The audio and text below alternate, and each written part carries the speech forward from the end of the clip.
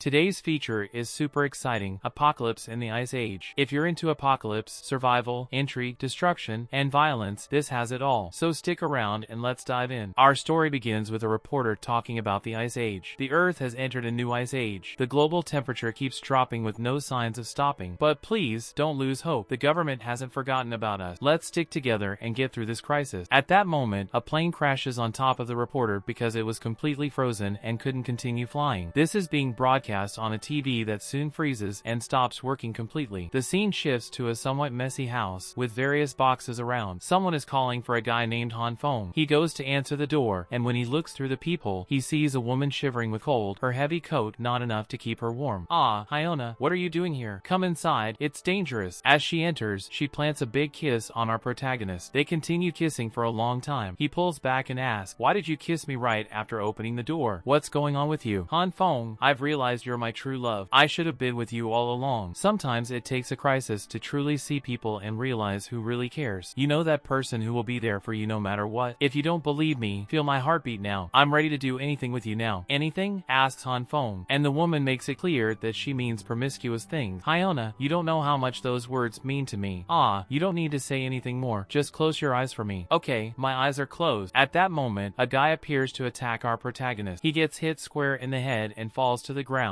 bleeding heavily. You killed him. Don't play innocent. You knew it had to be done. This world went to hell a long time ago. One less mouth to feed is nothing. Let's see what we have here. If we use our resources wisely, we can get rescued. Meanwhile, our protagonist, Han Feng, is still alive. He feels some limbs moving but can't get up. "I can't move. I'm dying." So this is what it feels like to die? We see that Hyona and the other guy are a couple, and Han Feng thinks it's all because of these heartless women. If I get another life, no more being fooled by women. Until Han Feng sees a light, a glow at the end of the tunnel. What is this? What a cozy light. Is this the path to paradise? Wait, my hand. I can feel it. Suddenly, our protagonist sees a kind of red energy. An instant later, he dissolves into this energy. Where am I? He asks himself and realizes it's daytime. The Ice Age hasn't started yet, and it seems he's in his room. 30 minutes after coming back to life, he's looking at the sun and thinks, "Ah, this light is so good. I thought I'd never feel it again." I just checked the date. It's June 28th. The apocalypse started on July 15th. I was supposed to be dead, but I came back somehow. And I came back half a month before the apocalypse. This means I was reborn. But there's something different this time. There are some strange things happening since I woke up. There's this strange red glow around my right hand. It doesn't hurt or anything. It's just kind of warm. It doesn't seem to do anything actually. At first, I thought I was imagining things, but suddenly, a cold breeze passes by, and he sneezes. This makes the color on his hand change. Huh, what? It turned green? And why is it getting bigger? He gets kind of desperate about all this until he gets tired. Beams of light coming out of my hand. How does science explain this? Huh, the green light shrinks back. It's so erratic. It grows and shrinks suddenly, unlike the red one. The red one didn't do that. He sits down on his couch. Suddenly, I feel so tired, so drained. Was it the green light's fault? What the heck is this on my hand, man? And he thinks, is it like those mana stories I read where the protagonist is reborn with some powers? So, Han Feng grabs a knife to test it out. Seems like nothing happened. Suddenly, his stomach growls loudly. "Ah, I'm so hungry. Looks like there's nothing in the fridge. This is really bad. If I don't eat now, I think I'll pass out." He looks to the side and sees a jar with some roasted soybeans. These helped me a bit during the apocalypse. It's not exactly a meal, but it'll have to do for now. Ah, I better rush to the supermarket afterward. He grabs a soybean with the hand that has the green aura, and as he brings it to his mouth to eat, a smoke comes out of the bean and hits his face. A soybean plant grows out of his mouth, roots and all. What is this? Soybeans? And I don't feel tired anymore. Ah, and the green light is gone. It definitely did this to the soybean. Then he sees that it's really growing soybeans. He literally multiplied soybeans. He planted soybeans instantly. Ah, a soybean sprout. So that's my power. Okay, this discovery is amazing. I need to study this more. But for now, I need to gather some supplies before the world ends. He sees that outside, since the apocalypse hasn't started yet, there are a lot of people. It's very busy, and our protagonist heads out as well. Okay, I need to take this seriously now. First, there was that red light around my hand, then it turned green. Then the green light kept coming and going, and it made me super tired. Suddenly, I touched some soybeans with my green hand, and they turned into soybean sprouts. What kind of power is this? Suddenly, someone calls out to Han Feng, and we see it's Hyona. Ah, what a coincidence. Han Feng, are you shopping here today too? Ah, it's like destiny, isn't it? Han Feng only thinks, Hyona. Hyona was the goddess of my dreams for 3 long years. I did everything to make her happy, even knowing I was just a backup guy. But I never thought she would end up killing me. Ah, no, stay calm. He holds his own arm. She was going to do something terrible. It's not time for revenge yet. I need need supplies first. Han Feng, why are you distancing yourself from me? I've been calling you for a while now. Ah, sorry, Hyona. You're especially beautiful today. I got lost in thought. You're so sweet. Well, since we bumped into each other, how about we do some shopping together? Huh? And she tries to charm him. Sorry, I can't today, says Han Feng, walking right past her. She is shocked by this. Nice try, trying to use me as a bank again, but not this time. I'm not that fool anymore. He heads to the Valdemar Shopping Plaza, the biggest and most resourceful market in the East region. Obviously, during the ice apocalypse, these shelves were completely cleared. No one knows to this day who did it. I need to grab as much as possible before the apocalypse hits. Meanwhile, on his phone, he looks at an apocalypse survival guide. There's a huge list of various things he needs: food, winter clothing, medicine, basic necessities, fuel. Ah, there's so much I need to prepare still. But now we have a big problem. He sees he only has 15,000 yuan in his account. Ah, what am I going to do with this money? Suddenly, he gets a notification on his phone about a loan, a credit he can take out. That's right, how could I forget this? I can take out as many loans as I want. It's going to be the end of the world anyway. Then he starts opening several bank apps and taking out loans from all of them. Now the protagonist was a genius. Meanwhile, Hyona kicks a can on the street, annoyed. He was just another fool I used to get money, and he had the nerve to refuse me. Now I'm really mad. That pathetic loser doesn't even have a car. Ah, I'll never be nice to him again. Then, we hear a car honking at her. A friend holds Hyona and says, silly girl, how could I abandon you? Hyona, you mean so much to me. She smiles, thinking he fell for her charm again. You know, you're very special to me too, Han Feng. How about we go out for dinner or catch a movie? What do you think? By the time she realizes it, Han Feng is no longer there. He's at the car, loading his supply boxes. Man, I still need to load all this. I'm so busy, so busy. Why did you buy so much stuff? Asks his friend. Oh, nothing much. Just some things I like. Han Feng replies. I even got a little gift for you. You can pick it up later. Alright, but I'm heading home now, says Hyona. That's for the best, Han Feng responds. She thinks, got it, nailed it. And Han Feng thinks, I can't let her find out about my stash of supplies. It's basically my ticket to surviving the apocalypse. But I can't wait. When the world ends, I'm going after both of you, especially the guy who helped her kill me. Actually, I'm really liking the idea of this apocalypse happening now. Currently, it's June 29th, and the apocalypse begins on July 15th. On that day, it will snow heavily, temperatures will drop to -20 degrees, and over the following month, temperatures will keep falling, reaching as low as -70 degrees. The world will be completely covered in ice and snow, making it impossible to go outside. He's following survival steps. First, I got the food, and that's why I need to stock up a lot. Everything I need is already packed and sealed, so my neighbors can't suspect it's food. And the more sensitive supplies, I have to move them at night when no one is watching. After the apocalypse starts, the power will become completely unstable. That's why I got this big guy, a generator, and obviously a lot of fuel to keep it running for a long time. Another goal achieved: fuel. When the apocalypse happens, the heating system will completely stop. So, I need to modify my house to generate its own heat, and I will also reinforce the doors and windows. Another one off the list: modify the room. I also need a room just for supplies. Finally finished, but today is already July 14th, one day before the big apocalypse. But now it's time for the main event, testing my new ability to survive the upcoming apocalypse. Relying solely on the supplies I gathered is not enough. This power to manipulate plants will be my only hope. All this soy here on this plate, I made with my ability, but it seems our protagonist doesn't like eating plain soybeans that much. I wouldn't either, right? But it's so random that I didn't even realize how I activated this power yet. Time for a taste test. Let's see if this is edible. He's very nervous, sweating and trembling just to eat a plate of soybeans. Then, we see that he's already eaten half the plate. As I thought, it's edible. At least this proves that this ability can indeed create food. The next step is to figure out how to activate this ability. Anyway, I've only tried with soybeans so far. I need to see if this ability works with other foods too. So he spends the whole day on this. Literally, we see the sun setting. Suddenly, he wakes up with a plant in his hand. Ah, I passed out. What a headache. We see that he's surrounded by various plants, charcoal, who knows what. Ah, I think this power consumes a lot of my mind and body. He goes back to eating soybeans. Anyway, I learned something about this ability. Before passing out, I used my ability on different types of plants. Some didn't react at all. Some grew from seeds to full sprouts, just like the soybeans, and some, well, exploded. After they exploded, the plants turned into this kind of substance that looks like charcoal, but it's very light. At least this substance can be used for heating without problems. Now, anyway, I tried many times. Focus. Control your breathing. He managed to multiply more food, but the success rate is very random, and he passed out afterward. Ah, I couldn't find any pattern to this ability. There has to be some principle to make this ability work, but at least I learned the conditions to activate it. The key lies within my consciousness. I imagine myself in nature, walking among the animals, my body and mind becoming part of the natural world. When he opens his eyes, it actually worked, and his hand had that green glow. This time, he tries using the green hand on me. meat. He taps one of the pieces of meat, hoping to make something happen, but thinks, no reaction. The meat. Don't tell me it only works with plants. Come on, magic, work. Still nothing. But when I meditate, I feel those two different colors, and I haven't tried using the red one on food yet. Okay, red light, show me what you got. When he squeezes the meat with his red hand, it starts bubbling and becomes completely disgusting. He throws the meat on the ground. The meat reacted to the red light, but it looks like it got cooked or something. Is that all the red light does? Heat things up? No, it's more than that. It's like a process of disintegration. Then he grabs the soy with his green hand and holds the meat in his red hand. It's a green light represents the evolution of matter, and the red one is the opposite, disintegration. What happens if I combine them? A crazy reaction occurs, leaving him very impressed. The meat grew larger, and we see a huge steak in his hand. But where did the soy that was in my hand go? Did it merge with the meat? This is incredible. It really looks like meat. The smell is the same, and it even seems fresher. Okay, I'll try one more time. But time passes, and he's surrounded by rotten meat and charcoal.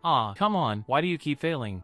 Forget it, I'll look into this later. But today was pretty productive. If I can master my power, I'll be on top of this world. But wait, food alone won't help me. I'm completely defenseless. I need to hurry and get a weapon before the temperature drops. He looks out the window and sees it's starting to snow. It's really happening. Then, our dear Han Feng heads out into the street. The temperature will drop by 45 degrees this week. I need a weapon fast, but buying weapons is illegal, and I don't have that kind of connection. Suddenly, he hears someone shouting in the street. It's a guy boasting in fancy clothes. I've seen this guy around. Those flashy clothes. At this moment, he's offering a cigarette to someone else. Everyone calls him Lao Wang. He lives in the same neighborhood as me and has a great reputation for getting things done. He seems to know everyone around here. He doesn't have a fixed job, but he's always busy with something, always talking on the phone about business. Han Feng thinks maybe he has the connections I need. He calls out, "Hey, Lao Wang, long time no see, huh?" Our protagonist is a bit embarrassed but brazenly catches the guy's attention. "You know me, man. It's me, Han Feng. Don't you remember? We met a while back." "Han Feng, I've been very busy with work lately. Don't blame me for my memory. What can I do for you, man?" Han Feng looks around because it's a very suspicious topic to discuss in the middle of the street. He whispers in Lao Wang's ear, "What? You want that, man?" Our protagonist feels very guilty. "Look here, buddy, let me make this clear. We don't do anything illegal, okay? Weapons are a very serious matter. I have connections, of course, but this is very dangerous." "No, Lao Wang, you don't understand. It's not for anything personal. It's really for self-defense." Then he starts telling a story to convince Lao Wang. "Once, I was biking to work, and a guy was spitting everywhere and ended up spitting in my face. When I confronted him, he spat on me again. So, I beat him up. When he left all messed up, he said he'd be back. The next day, even though he was all messed up, he brought his buddies to beat me up. I never felt so humiliated. So this weapon is for my self-defense." Lao Wang gets very angry. "What do you mean, spitting on others? What a disgusting guy. Such barbaric behavior." Han Feng thinks, "I think he missed the point of the story a bit, right? Say no more, man. I'm with you on this. I'll talk to my big bro now. We'll make this happen. Thank you so much, Lao Wang. We'll have to take the bus because my Panamera is in the shop." Don't worry about it, man. I have my car." Then they get in the car and head to the meeting point. "What the heck, man? Living the good life, huh? How much did this car cost?" I think it was around 700,000. Not bad at all." While Lao Wang is admiring himself on his phone, he says, "Turn left here." And we see that he posted a photo as if the car was his, showing off. Man, the weather changed out of nowhere. It went straight from summer to winter. Then the guys at the meeting point say, someone's here." They ask, "What brings you here?" Han Feng says, "I need a weapon. I need a weapon." Han Feng and the boss Lu stare at each other for a moment. "Is that all? Just a weapon? I thought you'd bring me something more interesting." "Lu, get the weapon. Here, it's 6,000. Actually, sir, I was thinking of something a bit bigger. You know, that weapon with a scope? You know, right? Kid, you're talking about a damn sniper? Do you think you're in a shopping mall? You think you can get anything like that here? Take your pistol and leave." Lao Wang starts calming the situation. "It's not quite like that, boss. Let me tell you a story." He starts telling a story to sway the boss, and it actually works. The boss has the same reaction Lao Wang had earlier. "What the hell? That makes me so mad." Han Feng thinks Lao Wang's stories are a bit ridiculous, but they work. "You need a sniper? I can get that for you. In a few days, come by again."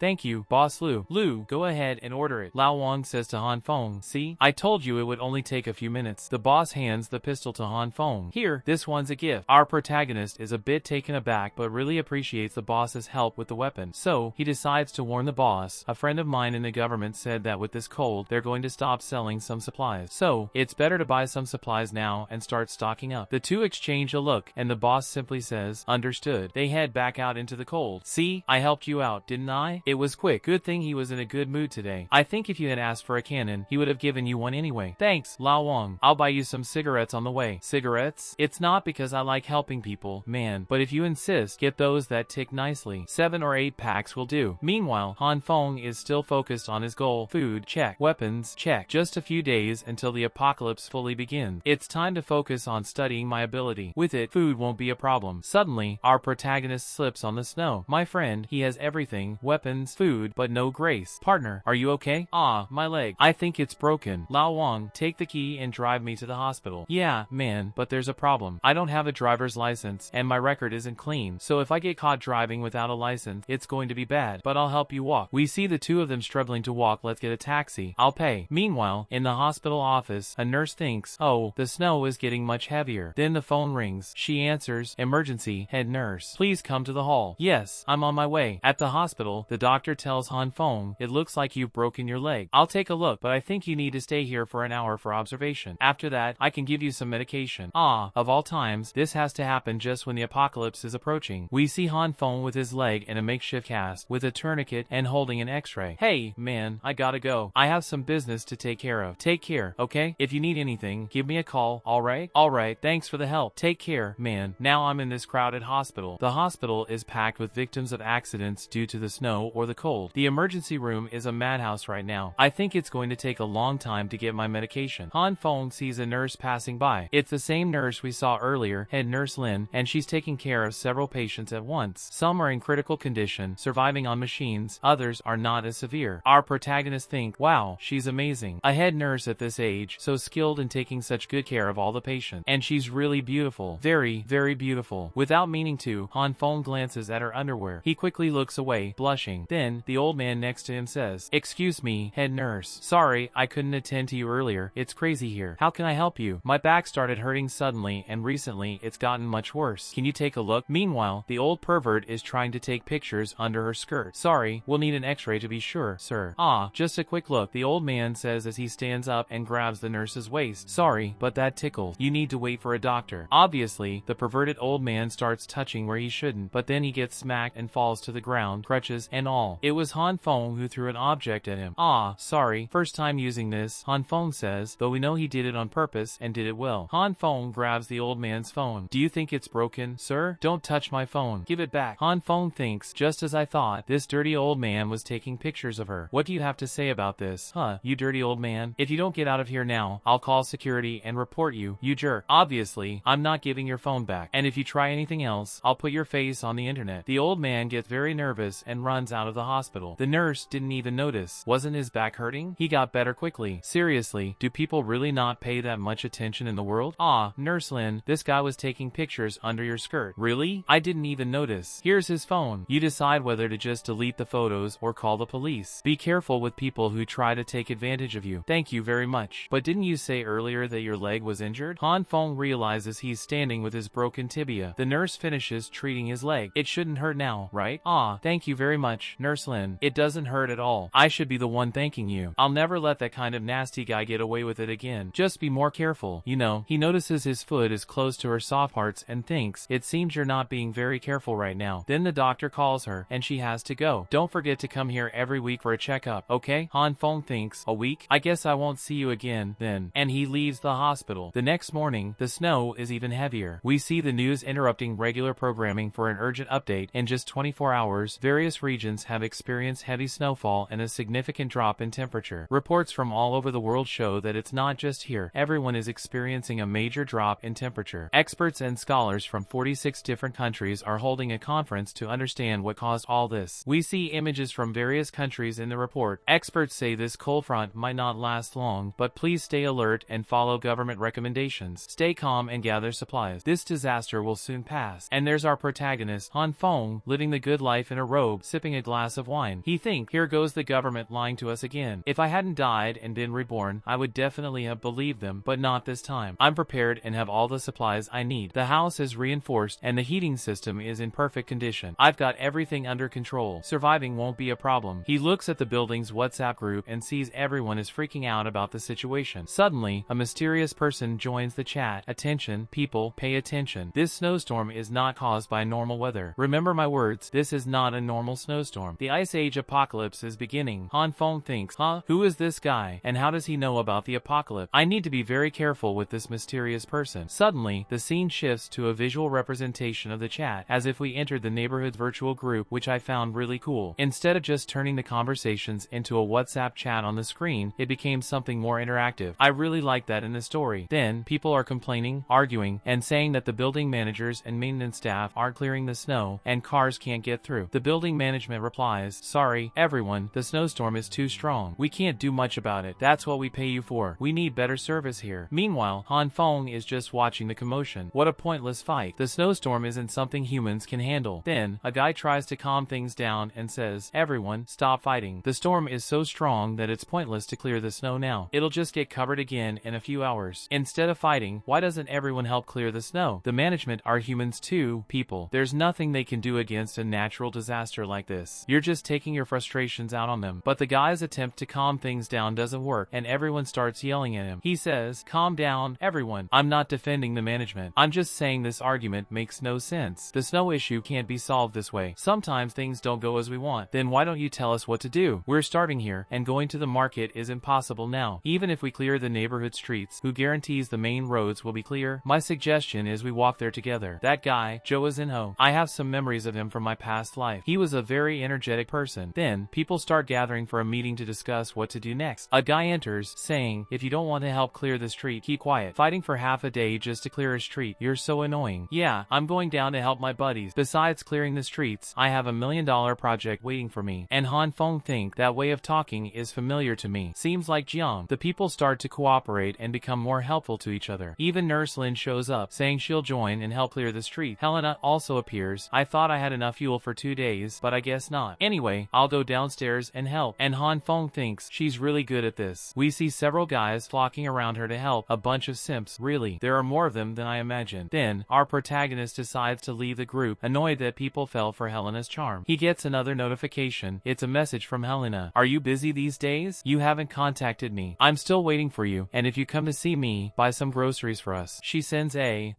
provocative photo. In a situation like this, you're still sending scantily clad photos to seduce me? You're really trying hard.